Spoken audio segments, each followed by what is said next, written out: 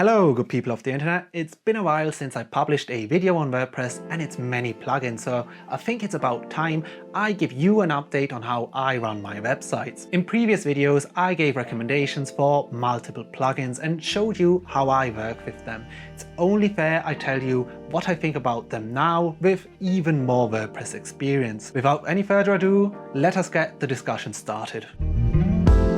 The first plugin you should always install, and this took me far too long to realize, is one that hardens your site security.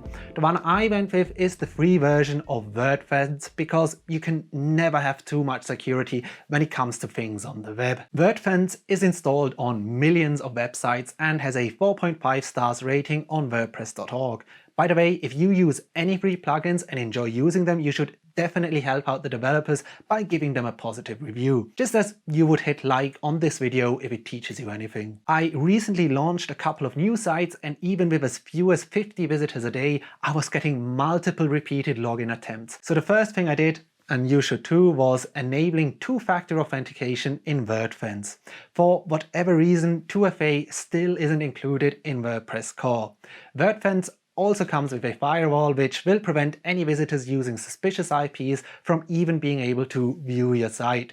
It will block the spammy traffic and thus reduce the overall load on your server, which definitely makes up for the resources it uses.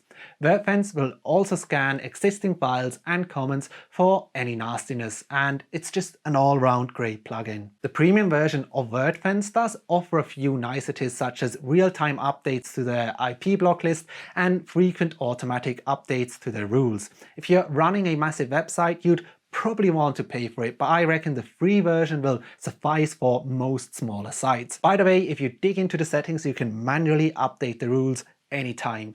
The automatic update runs only every 30 days. While not a plugin, the second thing I install on any new website is the theme GeneratePress. I've talked about this theme many times in the past, and if anything, I now think even higher of it than I did before. And I'll link a playlist to those videos in one of these corners. All you need to know is that GeneratePress is the only theme I'd ever consider, and it is definitely worth checking out. So why do I mention GeneratePress? Because the same developer responsible for that fantastic theme is also in charge of the next plugin, GenerateBlocks. GenerateBlocks are 4 blocks for the Gutenberg editor which allow you to do pretty much everything. They're basically the page builder that the block editor needs, but despite that, they're built to be lightweight and very fast.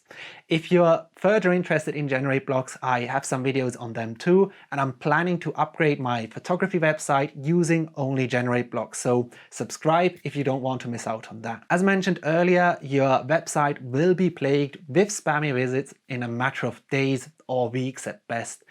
Those bots and spammers will A, try to brute force their way into your backend, and B, leave spammy comments which link to dodgy sites. To counteract the latter, I use a plugin called Antispam Bee.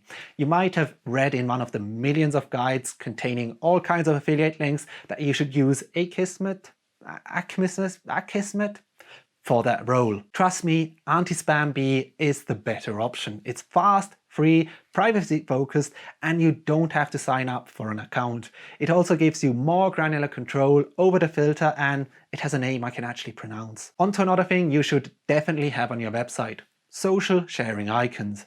There are possibly hundreds of plugins available, but the one I use and recommend is one of the lesser known and used options. It's simply called Shared Counts Social Media Share Buttons. I don't actually use the share counting option and just display the icons on my sites, but even for that, it is, in my opinion, the way to go. Why do I use shared counts when there are other more used options available? Shared counts is very minimal, it's GDPR compliant, and it won't slow down your website.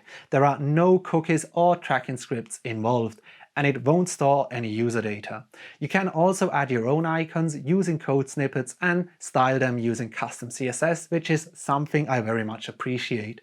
I do have a few write-ups on one of my websites on how to add icons for WhatsApp and Reddit to shared counts, and I'll link them in the comments. I monetize my websites with both AdSense ads, when Google doesn't block me for invalid traffic without giving me any reasons, and Amazon affiliate links. Seriously, Google is starting to peeve me with their constant limiting and not giving any details at all. I don't even know which website is responsible. If anything I mention in any of my videos does tickle your fancy, please use the affiliate links in my video's description or consider supporting me on Patreon. For AdSense ads, I use Advanced Ads, and it has many benefits over just placing the code manually. For example, you can have ads automatically inserted after a certain number of paragraphs. You can group ads and rotate them. You can enter them using Gutenberg blocks, and the list goes on. If you want to up your ad game and optimize your website, definitely consider Advanced Ads. The second plugin I've recently started using is called Amazon Affiliate WordPress Plugin, or AAWP for short. And if you like to live life dangerously, as I do, you can call it AAWP. Using AAWP, you can easily create text links, insert lists of bestsellers for a certain keyword, create comparison tables, list new releases, and so much more. It might just be a coincidence and things might normalize in a couple of days again, but I've seen an uptick in clicks since using it.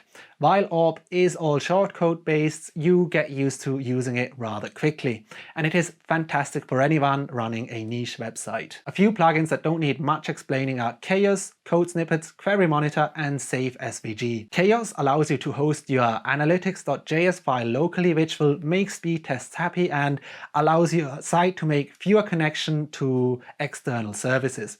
There are many ways of integrating Google Analytics, but CAOS is the one I recommend. Code Snippets, and this will shock you, allows you to insert code snippets. As mentioned previously, I use it to add icons to shared accounts. Query Monitor will tell you what exactly is slowing down your site. I recently had an issue where ShortPixel was freaking out and crashing my sites, and this plugin allowed me to identify the issue and deactivate the plugin.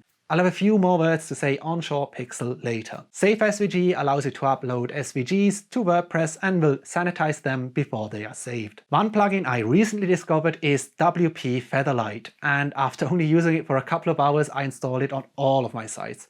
Featherligh is a lightbox plugin for adding a minimal, high-performance, responsive jQuery lightbox to WordPress websites. The plugin basically is a wrapper for the Featherligh.js jQuery lightbox, which is made up of only 400 lines of JavaScript, 100 lines of CSS, and is smaller than 6 kilobytes. Using it is as easy as enabling the plugin and linking your images to their respective media file. If you dive in deeper to the documentation, you'll soon find out that it is much more than just a lightbox for images. You can open an image in a lightbox from a text link, you can hide YouTube videos behind an image, and you can open iframes. For SEO, I'm still using the SEOPress plugin. It's fast and offers so much more functionality than Yoast, all while looking infinitely better. SEOPress is kind of an underdog among the larger SEO plugins, but it is what I recommend.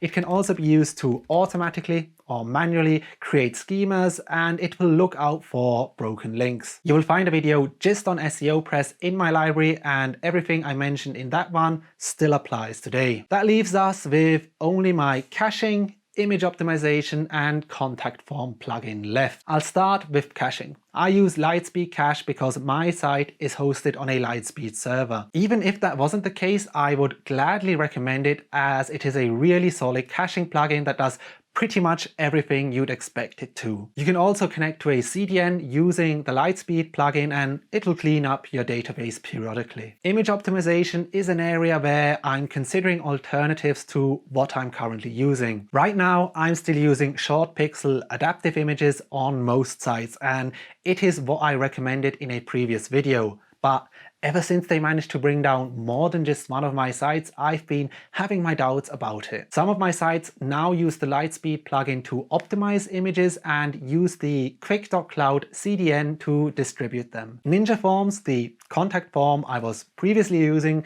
and I definitely still think it's a good plugin, is slowly being phased out. I came to the realization that I don't need the more advanced features it offers. Something more simple and easy to use is all I need right now.